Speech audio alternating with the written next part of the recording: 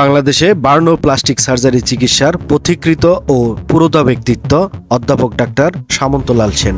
দেশে বার্ন ও plastic surgery চিকিৎসার বিকাশ এবং আধুনিকায়নে তার রয়েছে অসামান্য অবদান। রাজধানীর উত্তরার মাইলস্টোন স্কুল অ্যান্ড কলেজের একটি ভবনে বিমান বিধ্বস্ত হয়ে একের পর এক যুক্ত হচ্ছে লাশের সংখ্যা।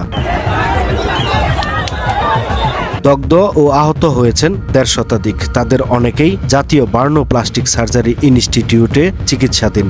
এমন পরিস্থিতিতে অধ্যাপক সামন্তলাল সেনের অভিজ্ঞতা ও দক্ষতা কাজে লাগানো হচ্ছে না কেন তা নিয়ে সামাজিক যোগাযোগ মাধ্যমে প্রশ্ন তুলেছেন অনেকে।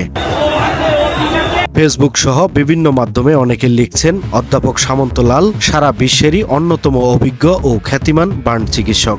অতীতের বহু দুর্ঘটনায় তার নেতৃত্বে পরিচালিত চিকিৎসা কার্যক্রমে প্রাণ পেয়েছে বহু মানুষ। দেশের সংকটময় মুহূর্তে তাকে কেন কাজে লাগানো হচ্ছে না এ নিয়ে ক্ষোভও প্রকাশ করেছেন অনেকে।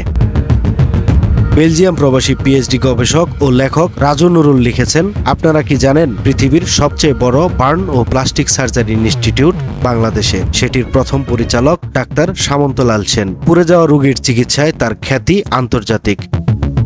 সরকার নাকি বিদেশ থেকে চিকিৎসক আনবে। এই বিদেশ প্রীতি বন্ধ করুন। এই মুহূর্তে আমাদের বাচ্চাদের চিকিৎসা দরকার। ডাক্তার সামন্তলাল ছাড়া এমন বড় দুর্যোগ সামলাতে পারে এমন লোক আর আছে কিনা সন্দেহ। রাজু আরও লিখেন, একজনেরও যদি প্রাণ বাঁচে সেটাই মহামূল্যবান। দগ্ধদের চিকিৎসায় এখন তাকেই দরকার। ফেসবুকে চিকিৎসক ডাক্তার আনোয়ার লিখেছেন, দেশের মানবিক সংকটে ডাক্তার সামন্তলাল সেনকে চিকিৎসায় যুক্ত করা সম্ভব কিনা সেই প্রশ্ন সামনে এসেছে। চিকিৎসা কোনো রাজনৈতিক পরিচয়ের ভিত্তিতে হওয়া উচিত নয়। এই মুহূর্তে মানুষের জীবন রক্ষা সবচেয়ে গুরুত্বপূর্ণ।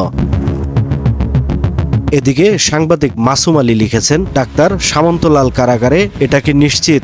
কেউ বলেছেন গ্রেপ্তার, কেউ বলছেন তিনি বাইরে। প্রকৃত সত্য জানা দরকার। তবে এটুকু বলা যায়, এই মুহূর্তে ওনার বিকল্প নেই। জানা গেছে ডাক্তার সামন্তলাল সেন তিনি নিজের বাসায় বা অন্য কোথাও আত্মগোপনে রয়েছেন। তবে সামাজিক যোগাযোগ মাধ্যমে ছড়িয়ে পড়া খবর তিনি কারাগারে আছেন, যা সত্য নয়। ঢাকা বিশ্ববিদ্যালয়ের এক শিক্ষক অধ্যাপক ডক্টর কামরুল হাসান মামুন লিখেছেন, আজকেই জানলাম ডাক্তার সামন্ত আত্মগোপনে। তার মতো একজন ডাক্তারকেও আত্মগোপনে যেতে হলো, লজ্জা। তাকে ফিরিয়ে আনুন প্লিজ। সময়ের কলম, নিউজ ডেস্ক।